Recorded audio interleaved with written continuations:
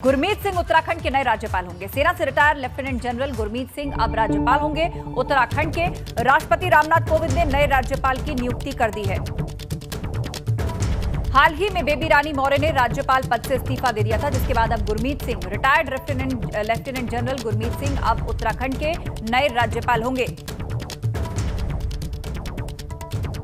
CM Pushkar Singh Dhami ने नए राज्यपाल को बधाई दी है। नए राज्यपाल retired lieutenant general Gurmeet Singh को बधाई दी है। उत्तराखंड के 8वें राज्यपाल बने हैं retired lieutenant general Gurmeet Singh. CM Pushkar Singh Dhami ने उनको बधाई दी है।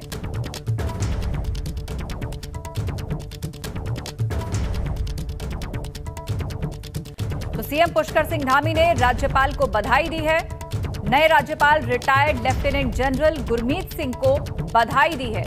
उत्तराखंड के 8वें राज्यपाल बने हैं गुरमीत सिंह। राज्यपाल बेबी रानी मौर्य ने इस्तीफा दे दिया था, जिनके बाद अब गुरमीत सिंह उत्तराखंड के नए राज्यपाल होंगे।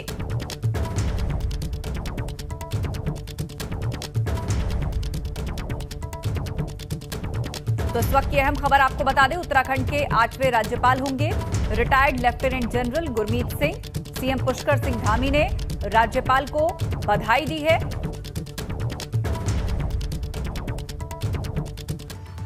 उधर रुद्रप्रयाग में पहाड़ से मलबा गिरने का एक वीडियो कैमरे में कैद हो गया है। ऋषिकेश बद्रीनाथ नेशनल हाईवे 58 के सिरोपगढ़ में भीषण लैंडस्लाइड हुआ, जिससे हाईवे पर गाड़ियों की आवाजाही बाधित हो गई। पहाड़ी से सड़क पर लगातार पत्थर गिर रहे हैं, जिसकी वजह से सिरोपगढ़, रुद्रप्रयाग और चमोली की जनता के लिए सरदर्द बन गया है। सड़क पर मलबा आने से सैकड़ों लोग नेशनल हाईवे पर फंस गए हैं।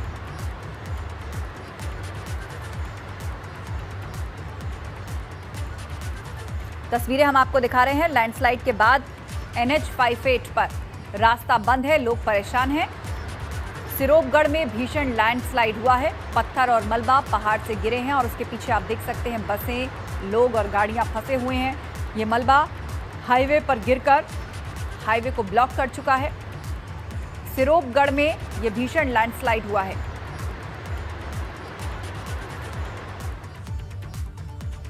उधर पिथौरागढ़ में कई गांवों को जोड़ने वाली सड़क 85 दिन से बंद पड़ी है। भूस्खलन की वजह से कई जगह से ये बंद है, जिस वजह से लोग पथरीले रास्तों से जान जोखिम में डालकर आवाजाही कर रहे हैं। ग्रामीणों के साथ सेना, ITBP, SSB के जवानों को भी काफी मुश्किलों का सामना करना पड़ रहा है।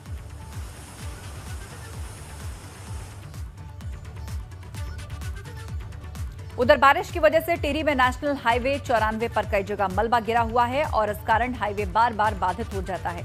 ऑल वेदर प्रोजेक्ट के तहत हाईवे चौड़ीकरण की वजह से पहाड़ कमजोर हो गए हैं। लगातार पहाड़ियां दरक रही हैं। नागड़ी, खाड़ी, फकोट और नरेंद्र नगर के पास नए स्लाइडिंग जोन्स बन गए हैं, जिनसे भूस्खलन हो रहा है। रुककर लगातार बरसात हो रही है। इसके तहत मार्गों पे जो है बोल्डर से इत्यादि गिरने की घटनाएं भी हो रही हैं, जिससे मार्ग अवरुद्ध हो रहा है। वर्तमान में राष्ट्रीय राजमार्ग 94 जो है 3-4 जगह पे ऐसी स्थिति हो रही है कि लगातार पत्थर गिर के जो है अवरुद्ध हो रहा है, लेकिन वहाँ पर निरंतर मशीनरी को तैनात किया गया है। मैन पावर वहाँ पर अलर्ट मोड पे है। उत्तरकाशी से अगली खबर। लगातार बारिश के चलते नेशनल हाईवे बंद है। गंगोत्री नेशनल हाईवे 46 नागुण के पास बंद है। हाईवे पर लगातार भूस्खलन हो रहा है। BRO रास्ता खोलने के काम में जुटा हुआ है। गंगोत्री नेशनल हाईवे 46 नागुण के पास बंद है। हाईवे खोलने का काम लगातार किया जा रहा है। यहां पर भूस्खलन हो रहा है बार बार, जिस कारण ये रास्ता बंद हो जाता है। BRO रास्ता खोलने के काम में जुटा हुआ है।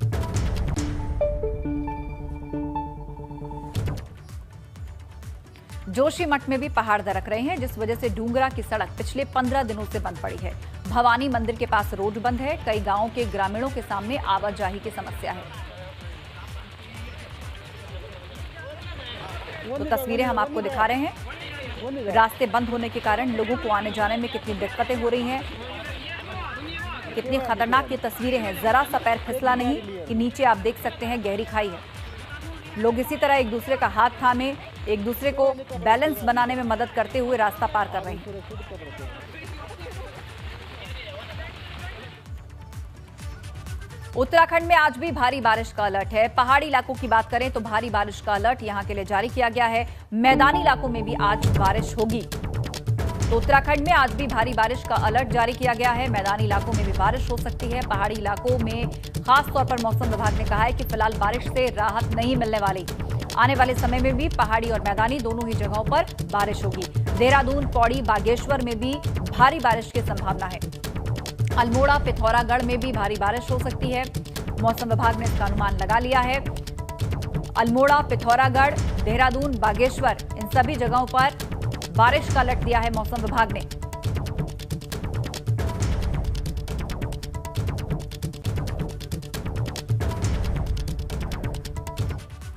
अगली खबर देहरादून से। डिग्री कॉलेजों में अब बिना आई कार्ड के प्रवेश नहीं होगा। बिना आई कार्ड के छात्रों के प्रवेश पर रोक लगाने का आदेश दे दिया गया है। बिना आई कार्ड के स्टूडेंट्स की एंट्री हुई तो अब प्रिंसिपल पर कार्रवाई होगी। विभागीय मंत्री धन सिंह रावत ने सभी कॉलेजेस को ये निर्देश दे दिए हैं और डीएवी कॉलेज में 2 गुटों में संघर्ष के बाद ये फैसला लिया गया है। विभागीय मंत्री धन सिंह रावत ने सभी कॉलेजेस को ये इंस्ट्रक्शन दे दिए हैं। डीएवी कॉलेज में 2 गुटों में हुए संघर्ष के बाद अब यह फैसला लिया गया है कि यूनिवर्सिटी या कॉलेज के अंदर एंट्री उसे ही मिलेगी जो यहाँ का स्टूडेंट होगा और उसके पास आई कार्ड होगा। यदि बिना आई कार्ड कोई स्टूडेंट यहाँ पर पाया गया तो उसके लिए जिम्मेदार प्रिंसिपल को ठहराया जाएगा। कार्रवाई प्रिंसिपल पर होगी। मतलब इस नियम को और सख्ती से यहाँ पर लागू किया गया है। 2 छात्रों के गुटों में भीषण झड़प हुई थी, जिसके बाद विभागीय मंत्री धन सिंह रावत ने अब ये निर्देश कॉलेजेस को दे दिए हैं।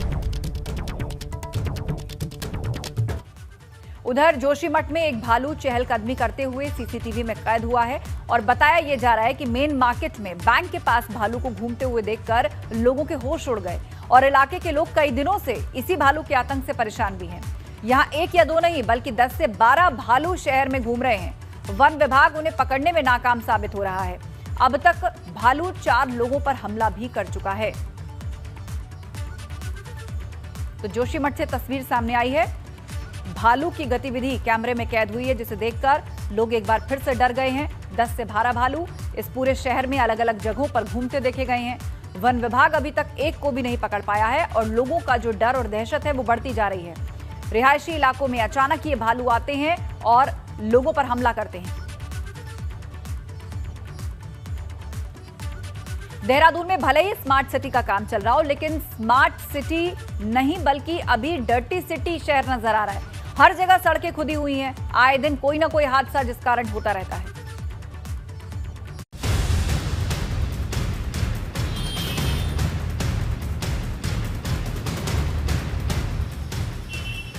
देहरादून में स्मार्ट सिटी के तहत चल रहे काम राहगीरों के लिए सिरदर्द बने हुए हैं। 2.5 साल से ज्यादा का समय बीत चुका है, मगर काम धरातल पर दिखाई नहीं दे रहा है। काम तो चल रहा है, ठीक है, बट ये है कि जो व्यवस्था खराब हो रही है ना, ट्रैफिक जाम हो रहा है। 3 महीने के तकरीबन हो गया इसको खुदे हुए। और सबसे बड़ी बात है, क्राइम पेट्रोल सामने है। इतनी व्यवस्था खराब हो रखी है, ट्रैफिक इतना जाम हो जाता है, बहुत ज़्यादा। स्मार्ट सिटी की ज्यादातर योजनाओं का काम अधूरा पड़ा हुआ है। अब तक सड़कों पर गड्ढों की वजह से हादसे भी हो रहे हैं। एक हमें तहरीर प्राप्त हुई कि एक व्यक्ति अपने परिवार के साथ जा रहा था, तो वो उस गड्ढे की वजह से उनको चोट लगी है।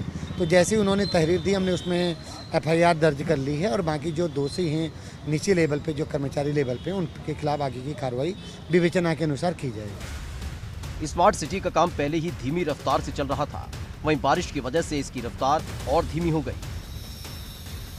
देहरादून शहर को स्मार्ट बनाने का काम चल रहा है, लेकिन अगर हालात देखेंगे तो लोग नाराज हैं इस वजह से, क्योंकि जो काम है उसकी जो गति है वो बिल्कुल कछुआ की रफ्तार से चल रही है। पूरे शहर में सड़कें खुदी हुई हैं। कई हादसों का शिकार भी लोग हो चले हैं स्मार्ट सिटी के चलते। अभी भी अगर आप कामों की तरफ देखेंगे तो जो डक्ट हैं, जो तमाम और अन्य काम हैं, वो भी अभी अधूरे पड़े हुए हैं। अधिकारी खुद मान रहे हैं कि स्मार्ट सिटी के काम अभी आधे अधूरे हैं और पूरे नहीं हो पाए हैं। अधिकारियों का कहना है कि इन्हें पूरा होने में अभी करीब 2 साल का वक्त और लगेगा। देखिए, फ़िलहाल स्मार्ट सिटी में हम लोगों ने 35% काम कंप्लीट कर दिया है और जो निर्धारित टाइमलाइंस हैं 2023 तक हमें सभी काम कंप्लीट करने हैं। इसमें मैक्सिमम कामों में टेंडर्स तो कर दिए हैं और एक बहुत बड़ा बृहद काम है ग्रीन बिल्डिंग का, जिसमें कलेक्ट्रेट शिफ्टिंग इत्यादि का कार्य भी होना है। स्मार्ट सिटी का काम जब से शुरू हुआ तब से अब तक 5 CEO बदल चुके हैं, मगर दून की सड़कों की हालत खराब होती जा रही है। अब हर कोई इंतजार इसी बात का कर रहा है कि जब दून स्मार्ट सिटी बनेगा। एबीपी गंगा के लिए देहरादून से रवि कैंतुरा की रिपोर्ट। आज हरिद्वार और रुड़की के दौरे पर सीएम धामी है। सीएम बनने के बाद पहली बार वो रुड़की आ रहे हैं। दोपहर 12 बजे रुड़की पहुंचेंगे CM Pushkar Singh Dhami. Civil hospital में आईसीयू ऑक्सीजन प्लांट का उद्घाटन करेंगे। हरिद्वार में पतंजलि योगपीठ जाएंगे सीएम धामी। सिडकुल में कर्मचारी राज्य बीमा निगम के अस्पताल की आधारशिला भी रखेंगे। मुख्यमंत्री बनने के बाद पहली बार रुड़की आ रहे हैं पुष्कर सिंह धामी। हरिद्वार में पतंजलि योगपीठ भी जाएंगे। इस दौरान सुबह 11:30 बजे CM Pushkar Singh Dhami civil hospital Roorkee पहुंचेंगे। यहां पर आईसीयू बेड और ऑक्सीजन प्लांट का उद्घाटन करेंगे। दोपहर 12:15 बजे सीएम धामी नेहरू स्टेडियम पहुंचेंगे। कई विकास योजनाओं का शिलान्यास और लोकार्पण करेंगे। एक जनसभा को भी संबोधित करेंगे सीएम पुष्कर सिंह धामी। और अब आपको सीधे रुड़की लिए चलते हैं। विनीत त्यागी हमारे साथ लाइव जुड़ रहे हैं। विनीत, रुड़की में किस तरह के योजनाओं का शिलान्यास और लोकार्पण करने जा रहे हैं पुष्कर सिंह धामी? जी बिल्कुल, देखिए आस्था, जिस तरह से मुख्यमंत्री पुष्कर सिंह धामी का आज हरिद्वार दौरा है और सबसे पहले वो जो है हरिद्वार में पतंजलि योग पीठ पहुंचेंगे और उसके बाद जो 11:30 बजे उनका जो रुड़की सिविल अस्पताल पहुंचने का उनका कार्यक्रम है, जहां पे सिविल अस्पताल में जो है ऑक्सीजन जनरेशन प्लांट का वो उद्घाटन करेंगे। और साथ ही जिस तरह से काफ़ी लंबे समय से जो है लोगों को इंतजार हो रहा, मरीजों को इंतजार थी कि जो ऑक्सीजन की किल्लत थी वो रुड़की में नहीं मिल पा रही, लेकिन अब शायद इस प्लांट के लगने से लोगों को ऑक्सीजन की दिक्कत नहीं होगी। तो इसका आज जो है इंतजार खत्म हो गया है और आज जो है ऑक्सीजन जनरेशन प्लांट का उद्घाटन होने जा रहा है, जिसका मुख्यमंत्री खुद उद्घाटन करेंगे। और उसके बाद करीब 12:15 बजे मुख्यमंत्री जो है नेहरू स्टेडियम में एक जनसभा को संबोधित कर रहे हैं, जहां पर विभिन्न विकास योजनाओं का लोकार्पण और शिलान्यास किया जाएगा। तो पूरी तरह से मुख्यमंत्री पुष्कर सिंह धामी के दौरे को लेकर जो है पुलिस प्रशासन अलर्ट है। और साथ ही अगर सिविल अस्पताल की हम बात करें तो सिविल अस्पताल में भी अस्पताल प्रबंधन द्वारा तमाम तैयारियां कर ली गई हैं। अभी मैं सिविल अस्पताल में ही मौजूद हूँ। मैं आपको दिखाना चाहूँगी कि तमाम जो तैयारियां सिविल अस्पताल में वो चल रही है। जो भी सिविल अस्पताल का स्टाफ है वो पूरी तरह से यहाँ पे तैयारियों में जुटा गया है, क्योंकि जो सामने ही है ये जनरेशन प्लांट यहाँ पे लगाया गया है और जो तमाम जो विभागीय अधिकारी हैं वो यहाँ पे मौजूद है, और जिसका करीब 11:30 बजे करीब मुख्यमंत्री पुष्कर सिंह धामी इस जनरेशन प्लांट का उद्घाटन करें, जिसका काफ़ी जो लोगों को यहाँ पे लाभ मिलेगा। और 70 लाख की लागत से करीब ये यहाँ पे प्लांट लगाया गया है। और साथ ही आपको एक बात जरूर बताना चाहूँगा, जिस तरह से जो है ऑक्सीजन जो आईसीयू बेड की काफ़ी आवश्यकता थी यहाँ पे, तो उसका भी आज मुख्यमंत्री उद्घाटन करने जा रहे हैं। 5 बेड का आईसीयू बेड बनाया गया है और साथ ही जो 5 बेड है बच्चों का आईसीयू बेड भी यहाँ पे तैयार किया गया है। जी आस्था, तो पूरी तरह से आज यहाँ जी हाँ बिल्कुल, तो आपने विस्तार से दिखाया कि आईसीयू बेड्स का भी उद्घाटन होगा और इसके अलावा जो ऑक्सीजन प्लांट वहां पर इंस्टॉल किया गया है उसका भी उद्घाटन सीएम करेंगे। और इतना ही नहीं, यहाँ पर कुछ और विकास कार्य योजनाओं का भी शिलान्यास और लोकार्पण होगा रुड़की के अंदर। बहुत शुक्रिया जानकारी के लिए आप। तो सीएम पुष्कर धामी ने गुरुवार को पुलिस मुख्यालय में पहुंचकर कामों का निरीक्षण किया और इस दौरान डीजीपी अशोक कुमार के साथ पुलिस के आला अधिकारी मौजूद रहे। सीएम ने कहा कि पुलिस बेहतर तरीके से काम करे, इसकी समीक्षा की गई है। समीक्षा बैठक में यह भी तय किया गया है कि पीएसी के पुलिसकर्मियों को ड्यूटी पॉइंट पर जाने के लिए स्पेशल बस मुहैया कराई जाए। साथ ही पुलिसकर्मियों के लिए नए बैरक और नए थाने बनाने का फैसला लिया गया है। सीएम ने पुलिस में खेल कोटे को भी बढ़ाने की बात कही। सीएम ने यह भी कहा कि पुलिसकर्मियों के 4600 ग्रेड पे के मामले पर चर्चा चल रही है, जल्द ही इस पर फैसला लिया जाएगा। जो पुलिस के कार्मिक हैं, पुलिस के जवान हैं, उनकी कुछ नई जो बैरिक बननी है, नए थाने बनने हैं और अपराध से संबंधित चीज़ों पर जो साइबर के काम होने हैं, उन सभी पर चर्चा हुई है। इसके साथ साथ ये प्रेजेंटेशन में बात आई थी कि हमारे जो पीएसी के जवान हैं, एक स्थान से दूसरे स्थान को जाने के लिए उनको ट्रकों में बैठकर जाना पड़ता है। हमने आज उसमें तय किया है कि आगे से उनके लिए बसों की व्यवस्था की जाएगी।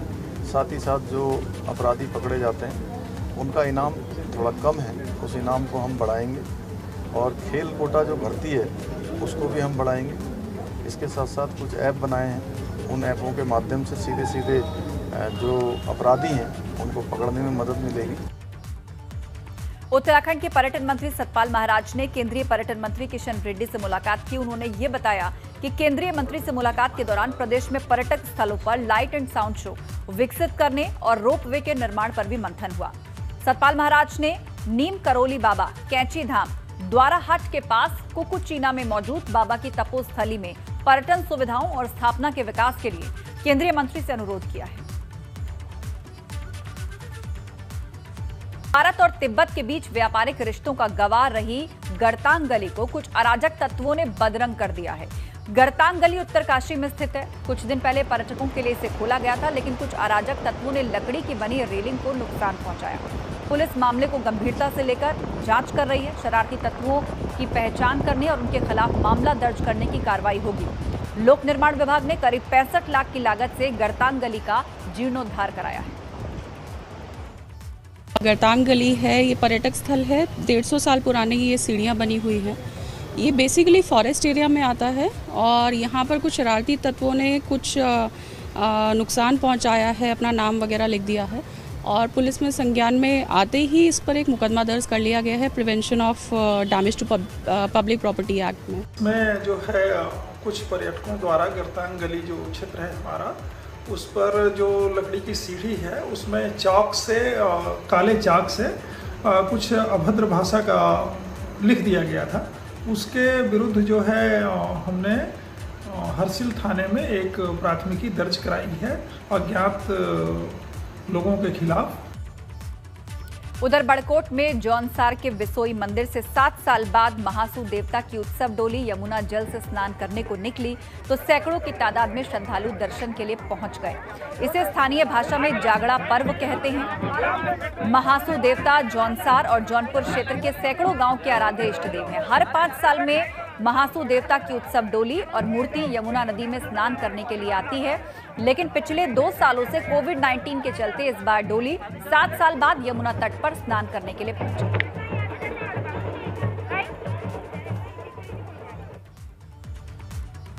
उधर नैनीताल की राम सेवक सभा ने नंदा देवी महोत्सव का कैलेंडर जारी करते हुए बताया कि कोविड की तीसरी लहर को देखते हुए लोगों के घरों तक टीवी के जरिए शहर में 5 जगह बड़ी स्क्रीन लगाकर श्रद्धालुओं को मां के दर्शन करवाए जाएंगे।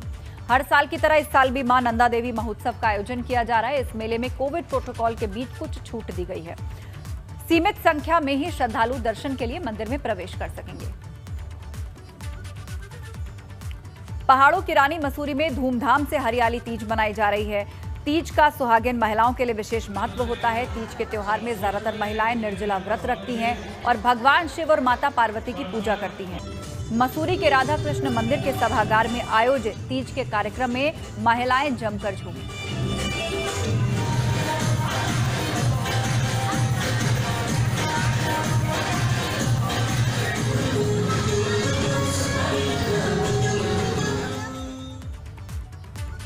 उधर कोरोना काल के चलते देश भर में त्योहार फीके पड़ गए। नवरात्रि, ईद, रक्षाबंधन त्योहारों पर कोरोना का असर देखने को मिला। गणेश उत्सव पर भी कोरोना का असर दिख रहा है। काशीपुर में गणेश की मूर्ति बनाने वाले कारीगर मायूस हैं। गणेश उत्सव इस बार भी बड़े स्तर पर नहीं मनाया जा रहा, जिससे इसकी बिक्री नहीं हो पाई है।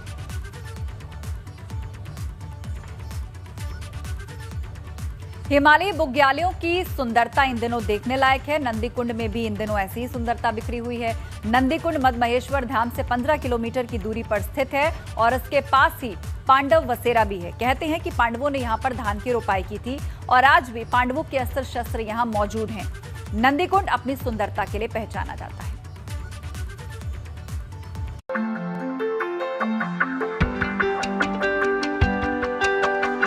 पहाड़ों के इस खूबसूरत नजारे को देखकर किसी का भी दिल यहाँ आने को कर सकता है। ये कुदरती नजारा है ही इतना खूबसूरत कि यहाँ आने वाले खो कर रह जाते हैं। देवभूमि के पहाड़ों में ऐसे कुदरती नजारे बिखरे पड़े हैं। ये तस्वीरें रुद्रप्रयाग में स्थित नंदी कुंड की हैं, जहाँ इन दिनों मखमली बुग्याल और ब्रह्म कमल इस इलाके की शोभा बढ़ा रहे हैं।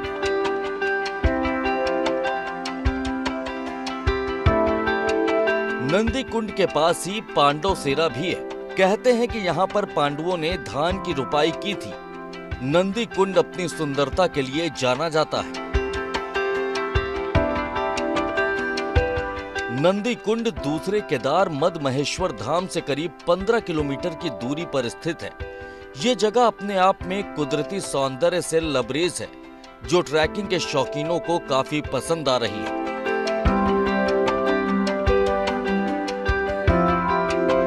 कोविड की वजह से 4 धाम यात्रा सही से संचालित नहीं हो पाई, जिस वजह से अब सैलानी इन जगहों का रुख कर रहे हैं। एबीपी गंगा के लिए रुद्रप्रयाग से रोहित डिमरी की रिपोर्ट।